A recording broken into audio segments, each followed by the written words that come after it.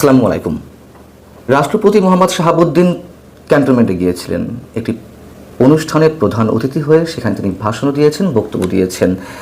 নিশ্চয়ই আমরা এটুকু বলতে পারি যে ক্যান্টনমেন্টে তার এই যাওয়া, সেখানে একটি অনুষ্ঠানে বক্তব্য দেওয়া, এটি এই মুহূর্তে অনেক দিক থেকে অনেক কিছু ইঙ্গিত করে। সে বিষয়ে যাচ্ছি, তার আগে এটুকু বলে রাখি যে রাষ্ট্রপতি শাহাবুদ্দিনের এই অনুষ্ঠানের বিষয়ে দেশের কোনো গণমাধ্যমে তেমন কোনো প্রকার খবর প্রচার করা হয়নি অথবা কাভারেজ দেওয়া হয়নি। শুধুমাত্র আন্তঃবাহিনী জনসংযোগ পরিদপ্তর আইএসপিআর থেকে পাঠানো একটি প্রেস রিলিজই প্রকাশ করা হয়েছে। এর বাইরে তেমন কিছু না। কেন গণমাধ্যমে খুব বেশি প্রচার করা হয়নি, কাভারেজ দেওয়া হয়নি, সেটিও আমাদের বুঝতে খুব বেশি কষ্ট হওয়ার কথা নয়। ইঙ্গিত দেয় তার এই যে ক্যান্টনমেন্টে যাওয়ার বিষয়টি। কেন বলছিলাম? তার কারণ হচ্ছে গত এক বছরের মধ্যে, প্রায় এক বছরের মধ্যে প্রকাশ্যে বলা যেতে পারে তাকে এই প্রথমবারের মধ্যে দেখা গেল। গত প্রায় 11 মাসের মধ্যেও তিনি ক্যান্টনমেন্টে প্রথমবারের জন্য গেলেন। গত 11 মাসের মধ্যে তার কণ্ঠ আমরা প্রকাশ্যে শুনলাম। ডক্টর মোহাম্মদ ইউনূস প্রধান উপদেষ্টা হিসেবে শপথ নেওয়ার পর অথবা অন্তর্বর্তী সরকার গঠনের পর তাকে প্রকাশ্যে কোথাও বক্তব্য দিতে দেখা যায়নি। শুধুমাত্র ওই দিনই 8 আগস্ট 2024 যখন ডক্টর মোহাম্মদ ইউনূসকে শপথ বাক্য পাঠ করানো হয়, সেই দিনই শেষ তার কণ্ঠ শোনার বিষয়টি বা বক্তব্য দেওয়ার বিষয়টি। এখন বিষয়টা হচ্ছে যে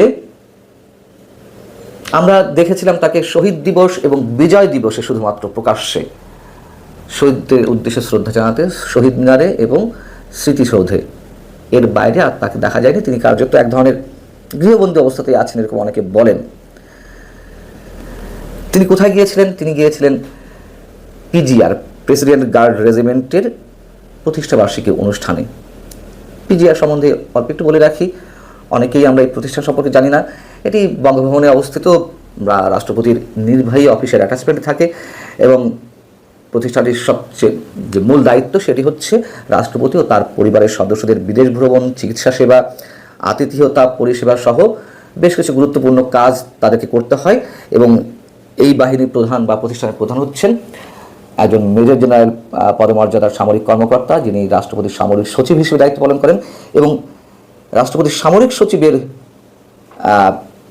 স্ট্যাটাস অথবা পিজিআরের প্রধানের স্ট্যাটাসটি হচ্ছে মার্কিন যুক্তরাষ্ট্রের হোয়াইট হাউসের সামরিক অফিসারের সমতুল্য। এখন পিজিআরের এই অনুষ্ঠানটি, প্রতিষ্ঠাবার্ষিকী অনুষ্ঠানটি সাধারণত 2 দিন হয়ে থাকে। অন্যান্য বছর 2 দিন হয়ে থাকে, এইবার একদিনই হলো।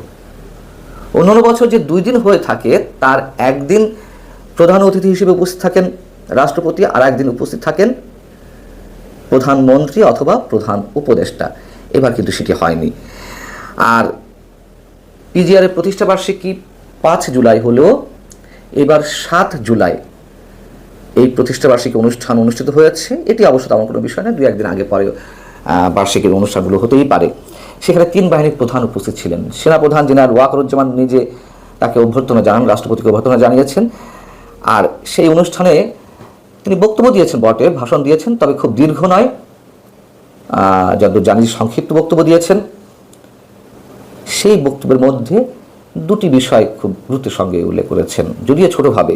একটি হচ্ছে প্রেসিডেন্ট গার্ড রেজিমেন্ট পিজিআরের সদস্যদেরকে তাদের নেতৃত্বের প্রতি অনুগত থেকে তাদের উপর অর্পিত দায়িত্ব সুষ্ঠুভাবে পালনের নির্দেশ দিয়েছেন, যেগুলো বলতে হয় আর কি তাই।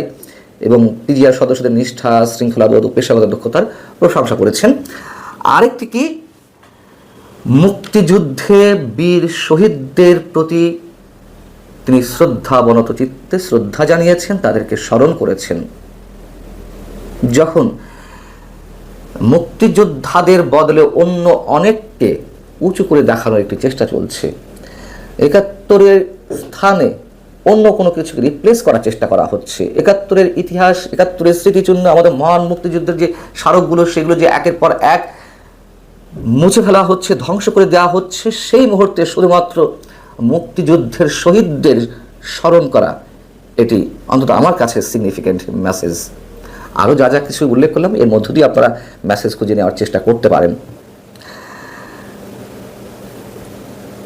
রাষ্ট্রপতি মোহাম্মদ শাহাবুদ্দিন কার্যত অনেকখানি গৃহবন্দী, অনেকে বলেন এমনটা, তখন তাকে তো কোথাও দেখা যায়নি। এবং এমনকি প্রধান উপদেষ্টার সঙ্গে তার সাক্ষাৎও বা মুখ দেখা দেখিও বন্ধ, এমন একটা অবস্থা। অর্থাৎ প্রধান উপদেষ্টা তার সঙ্গে সাক্ষাৎ করেন না বা দেখা করেন না, বা দুজনের মুখোমুখি হওয়াটা এখনও পর্যন্ত এমন হয়ে ওঠেনি। শুধুমাত্র শহীদ দিবস এবং বুদ্ধিজীবী দিবসে শ্রদ্ধা জ্ঞাপন করতে গেছেন, কিন্তু তাদের মধ্যে কথা হয়নি। আমাদের যে দীর্ঘদিনের প্রথা বা ঐতিহ্য, যে রাষ্ট্রীয় দিবসগুলোতে প্রধানমন্ত্রী বা প্রধান উপদেষ্টা এবং রাষ্ট্রপতি একসঙ্গে শ্রদ্ধা জ্ঞাপন করেন, অথবা পাশাপাশি সময়ে রাষ্ট্রপতির পরে প্রধানমন্ত্রী বা প্রধান উপদেষ্টা শ্রদ্ধা জ্ঞাপন করেন শহীদদের উদ্দেশ্যে, পরবর্তী তাদের মধ্যে কিছু কুশল বিনিময় হয়। আমরা অন্তত এই সরকারের সময় সেটি দেখিনি। এবং এই গুঞ্জনও তো মাঝে ছড়িয়ে পড়েছিল গত 3-4 দিন আগে, বৃহস্পতিবারের দিকে কোনো একটি গোষ্ঠী বঙ্গভবন ঘেরাও করতে যাচ্ছে বা করবে, এরকম একটি গুঞ্জন বা গুজব ছড়িয়ে পড়েছিল। বাইরের দেশে, মানে ঢাকার বাইরে থেকে নাকি অনেককে জড়ো করা হয়েছিল, এগুলো গুঞ্জন আকারে ছড়িয়েছে এবং সেই জায়গা থেকে বঙ্গভবনের নিরাপত্তা জোরদার করা হয়েছে। এগুলো আমরা জানি। রাষ্ট্রপতির অপসারণ তো শুরু থেকে জানিয়ে আসছে বৈষম্যবিরোধী ছাত্র আন্দোলনের নেতারা বা এখন যারা জাতীয় নাগরিক পার্টির নেতৃত্বে আছেন। বিএনপির সুকৌশলী রাজনীতির কারণে শুধুমাত্র সেটি ঠেকানো গেছে। পরবর্তীতে যদিও বিএনপি অনেক ধরনের ট্র্যাপে পড়েছেন, আমরা মন্তব্য করি প্রধান উপদেষ্টা বা সরকারের নানান ধরনের কৌশলের কাছে তাকে আত্মসমর্পণ করতে হয়েছে, এরকম অনেকে মন্তব্য করেন। যখন নির্বাচন নিয়ে দফায় দফায় যে ডেটগুলো দেওয়া হচ্ছে বা নানান ধরনের আলোচনা, কিন্তু বিএনপি অন্তত এই ক্ষেত্রে, দুটি ক্ষেত্রে যদি বরাবরই বলি, একটা হচ্ছে সংবিধান এখনো পর্যন্ত এক্সিস্টিং রাখার ক্ষেত্রে, আরেকটি হচ্ছে রাষ্ট্রপতির অপসারণ না করার ক্ষেত্রে তাদের যে ভূমিকা, সেটা অবশ্যই কৌশলী এবং অবশ্যই প্রশংসার দাবি রাখে। তার কারণ রাষ্ট্রপতিকে অপসারণ করা হলে বিএনপি জানে যে তখন আর একটা সাংবিধানিক শূন্যতা তৈরি হবে, নির্বাচন নিয়ে যে টালবাহানা চলছে সেটি করতে সরকারের জন্য আরও সহজ হবে। শুধু নির্বাচন নয়, আরও অনেক কিছু ঘটতে পারে, যেটি এখন জুলাই প্রক্লেমেশনের কথা বলা হচ্ছে, যেই দাবিটা তারা ডিসেম্বরে করেছিল, পরে একটা পর্যায়ে যে সংবিধানের কথা বলছিলাম, সংবিধান ছুঁড়ে ফেলার কথা, সেটি ঠেকানো গেছে। এখন আবার নতুন করে সেই ঘোষণাপত্রের কথা দাবি জানানো হচ্ছে। নিশ্চয়ই জুলাই ঘোষণাপত্রকে কেন্দ্র করে সেটি দেওয়া হোক না হোক, অনেক কিছু আমাদের সামনে ঘটতে যাচ্ছে। তবে এই মুহূর্তে সেনানিবাসে রাষ্ট্রপতির অতিথি হয়ে যাওয়া নিশ্চয়ই সিগনিফিক্যান্ট, এটুকু আমি নিঃসন্দেহে বলতে পারি। ভালো থাকুন সবাই, আল্লাহ হাফেজ।